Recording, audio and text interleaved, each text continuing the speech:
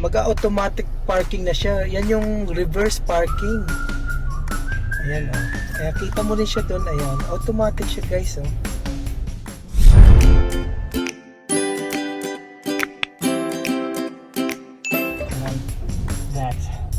Ayan. Nakikita din natin the same time.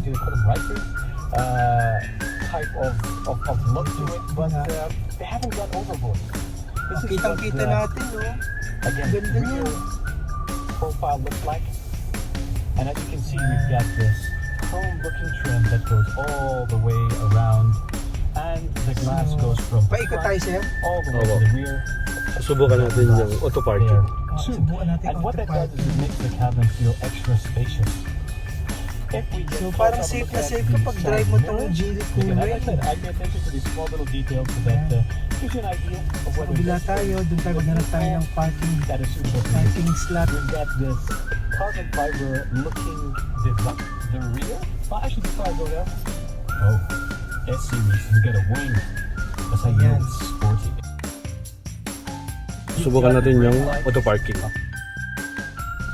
So, You've got doon the tayo wipers. hanap muna tayo dun sir. Again, it says Geely over here. So, auto That's the parking. Coolray logo. And you'll notice, of course, More. Ihinto yan eh. More. Ayan. Brake. Okay. Bitawan mo yung brake mo. Lahat bitawan mo. Ayan. So, bibitawan ko na guys yung brake. Ayan na siya. Nag-auto na yung yung manibela niya. Ayan guys. Wala ka nang gagawin. Wala na akong gagawin guys. So, ayan. Mag-automatic parking na siya. Yan yung reverse parking. Ayan o.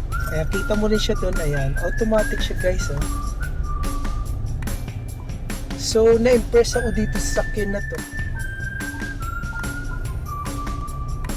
Parang siya, futuristic siya.